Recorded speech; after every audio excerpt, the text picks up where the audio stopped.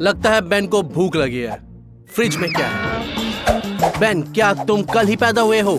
एक बड़े परिवार में अगर कुछ देखे तो तुरंत ले लो। जीवन तुम्हें कुछ नहीं सिखा रहा है। अब तुम्हारे पास ना दूध है और ना सब्जियां। क्या तुम कम से कम कुछ ढूंढ सकते हो? यहाँ तक कि झींगा भी चला गया। किस्मत खराब है। जो भी हो बचा लो। क्या कुछ भी नहीं है? बेन, मैं अगर तुम्हारी जगह होता तो मैं किसी को माफ नहीं करता। मुझे उम्मीद है कि तुम मुझसे सहमत हो। बिल्कुल, अब इन तीनों को तुम्हें खिलाने दो। क्या मजेदार चैलेंज आने वाला है। बेन इतना भूखा है कि पहले चैलेंज के लिए उसने एक क्या तरबूज ऑर्डर किया। तुम्हें पता है कि यह पकाने की जरूरत नहीं है ना? लेकिन उन्हें फिर भी कुछ परोसना होगा। देखते हैं हमारे प्रतियोगी क्या बनाते हैं। उफ, माफ करना है माँ, लेकिन तुम प्रतियोगिता से बाहर हो गई हो। हालांकि क्या स्थिति है, अब भी बचाई जा सकती है। हमारे जादुई उपकरण तुम्हारी मदद करेंगे। तुम्हें बस सही उपकरण चुनना है। ये काम नहीं करेगा। तलवार भी तुम्हें नहीं बचाएगी। इसके साथ क्या होगा ये बिल्कुल स्पष्ट नहीं है। लेकिन बाल्टी, ब्रश और डस्टबिन एकदम सही है। कहते हैं कि अगर कोई खाना बनाते हुए देख ले तो उसे खाना पसंद नहीं करता। मुझे उम्मीद है कि एमा सफाई कर रही है, ना कि खाना बना रही है। अफसोस की बात है कि वो हमारी उम्मीद पर पूरी नहीं है। मुझे बेन के लिए वाकई बुरा लग रहा है। ओह एमा, अगर मैं तुम्हारी दादी होती तो तुम्हारी मुसीबत हो जाती। लेकिन अभी वो अपने पोते को खिलाने में व्यस्त है, किसी और के साथ निपटने के लिए नहीं। एक मास्टर स्ट्रोक के साथ तरबूज अपने आप छिल गया। अगला, एक विशेष चाकू का उपयोग करके इसे पूरी तरह से समान टुकड़ों में काटे और उन्हें प्लेट में खूबसूरती से सजाए। और सभी अतिरिक्त और असामान्य हिस्सों को वहीं निपटाना बेहतर होगा। देखते हैं बेटी क्या बनाती है।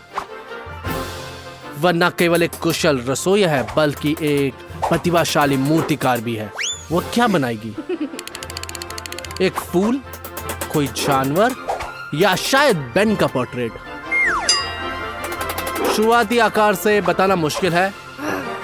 बेटी काम करती रहती है और हम अंदाजा लगाते रहते हैं कि यह क्या होगा। बस थोड़ा और थोड़ा और थोड़ा और अब हमारे सामने असली हीरा है। सिर्फ ये खाने योग्य है। ठीक है, सभी तैयार हैं। अब बारी बेन की है। प्रस्तुति एक कला है। बेन ने सबसे सरल डिजाइन चुना। मैं भी एक छिला हुआ तरबूज ही चुनता। काश ये बिना बीज वाला होता। चलो अगला विकल्प आजमाते हैं। या नहीं। बेन ने तुरंत छिलके में गंदगी देख ली। बेशक ये फर्श की धूल से ढका हुआ है। अब केवल बेटी का डिश बची है। देखते हैं बेन इसका कैसे मूल्यांकन करता है। चम्मच से तरबूज खाना एक शानदार विचार है। कोई छिलका नहीं और हाथ भी साफ रहते हैं। तो बेन आत्मविश्वास से जीत शेफ को देता है। शाबाश बेटी। एक प्रतिभाशाली शेफ को एक तरबूज को इतनी खूबसूरती से काट सकता है कि आप इसे देखने से नजरें नहीं हटा सकते। मुझे आश्चर्य है कि भूखा बेन अब क्या ऑर्डर करेगा। क्या सरप्राइज एग? अरे तुम 5 साल के नहीं हो, लेकिन काम पूरा करना होगा। और प्रतियोगी सच में पड़ गए हैं कि कैसे बनाया जाए। सभी को ये छोड़कर बेटी उसे सबसे पहले शॉपिंग लिस्ट बना ली है। दादी भ्रमित लग रही है। ऐसा लगता है कि उन्होंने पहले कभी ऐसा कुछ नहीं पकाया। वह इतनी परेशान हो गई कि उसने एक अंडा गिरा दिया और फैल गया। उन्हें एक विचार आया। वह बाकी अंडे को बाहर निकाल सकती है और उसके छिलके का उपयोग करके 2 बड़े चम्मच जिलेटिन, थोड़ा पानी, एक कीवी का टुकड़ा ले और मिलाएं। फिर अलग अलग फूड कलरिंग के साथ इस प्रक्रिया को दोहराएं। देखो कितने रंग हैं। एक सिरिंज का उपयोग करके मिश्रण को छिलके में भरें। अब एक एक करके छिलके को अलग अलग रंग डालें और जमने का इंतजार करें। बेटी, क्या आपको ये विचार पसंद नहीं आया? जाहिर है आपके पास अपनी रेसिपी है। बस सफेद चॉकलेट। अगर आप इसे पिघालते हैं और एक गाढ़ी मीठी तरल बनाते हैं इसे 3 कंटेनर में डालें और रंग मिलाएं। क्रीम को एक विशेष अंडाकार मोल्ड में डालें और दीवारों को अच्छी तरह से कोटिंग करने के लिए हिलाएं। अगर क्रीम को जल्द से ठंडा किया जाए तो यह अपना आकार बनाए रखेगी और पिघलेगी नहीं। अब हमारे पास 2 परफेक्ट अंडे के वाले हिस्से हैं। इन्हें व्हिप क्रीम और एक सरप्राइज फीलिंग से भरें। डिजाइनर एग्स तैयार हैं। वे सुंदर दिखते हैं, लेकिन दादी हार नहीं मान रही है और वैसे उनकी जेलेटिन एग्स भी किसी से कम नहीं है।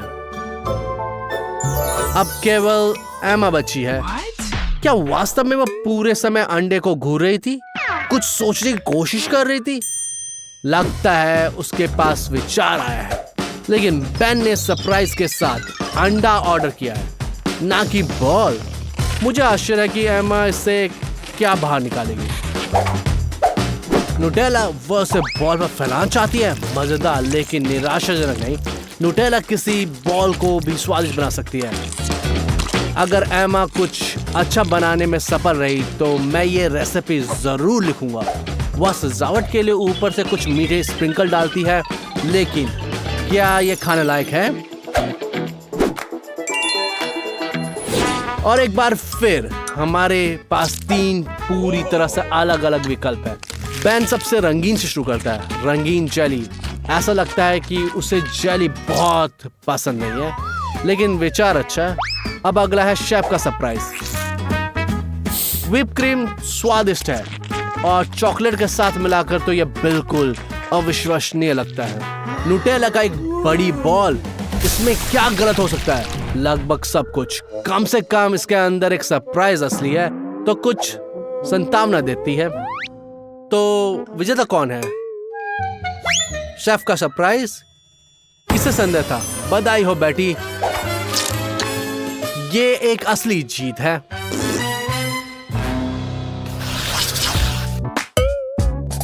अगला क्या है मेन्यू में? एक डोनट। बुरा नहीं है। जब उन्होंने कुछ परिचित देखा तो प्रतियोगियों का उत्साह बढ़ गया। बेटी आत्मविश्वास से काम शुरू कर देती है। वह प्रोफेशनल है और उसके पास डिजाइनों के अलग अलग डोनट रेसिपी जरूर होगी। अब आटा तैयार है। उसे घोटने और काटने का समय है, लेकिन यह थोड़ा छोटा है। वो कितने ही डोनट्स बनाना चाहती है?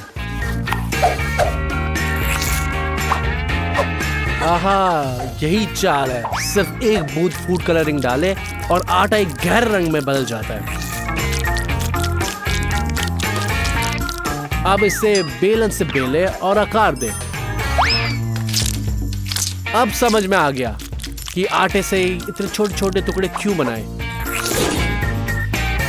हर टुकड़े का अपना रंग है और साथ में इंद्रधनुष बनाते हैं। अब बस इसे सही ढंग से घुमाएं और ओवन में रखें। ओह वाह, बस ऐसे ही।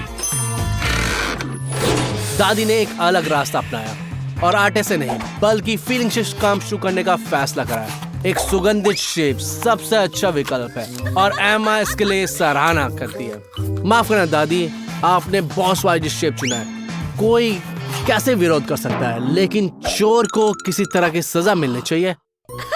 एमा अपने फोन में इतनी व्यस्त है कि उसे सबक सिखाना आसान नहीं है। बस ऐसे ही।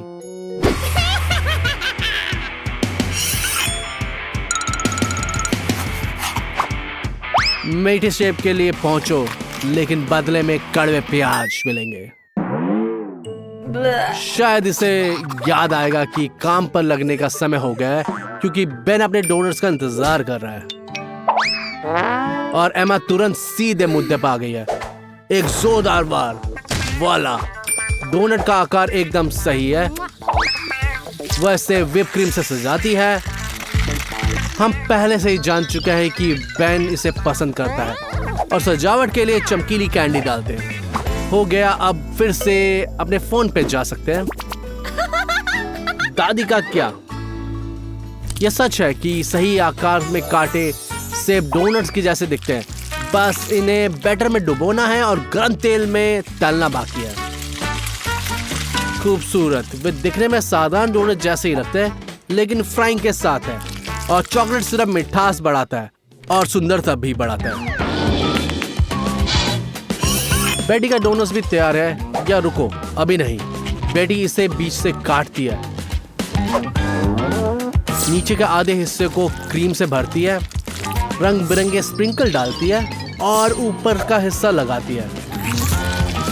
और अब सभी डोनट्स तैयार हैं और बेन विजेता की घोषणा करने वाला है। मैं अनुमान लगाने की हिम्मत नहीं कर सकता कि कौन होगा विजेता। सबसे पहले बेन सबसे चमकीले डोनट्स को चुनता है। वैसे सबसे बड़ा भी है, इसलिए उसके लिए मुंह पे फिट नहीं हो रहा और क्रीम के कारण उसके हाथों में ही टूट जाता है। जैसे कहता है कि सबसे अच्छा ही अच्छा का दुश्मन होता है। अब अगला है एमा का डोनट। वो उतना बड़ा तो नहीं, लेकिन उतना रसीला नहीं। यह टूट नहीं गया और उसका स्वाद भी अच्छा है। और अंत में दादी का डोनट। बेन ने कुछ पूछने की जरूरत नहीं है, पहले से ही स्पष्ट है कि विजेता कौन है। शाबाश दादी, ऐसे ही जारी रहो। ईमानदारी से बताओ, अपने प्यारे पोते के लिए तुमने अपने जीवन में कितने डोनट्स बनाए? बहुत सारे। हमारे चैनल में ना केवल मजेदार बल्कि शैक्षिक भी है। वैसे आपका पसंदीदा व्यंजन कौन सा है? और शायद हम कुछ नए रेसिपीज सुझा सके। शुभकामनाएं और अलविदा।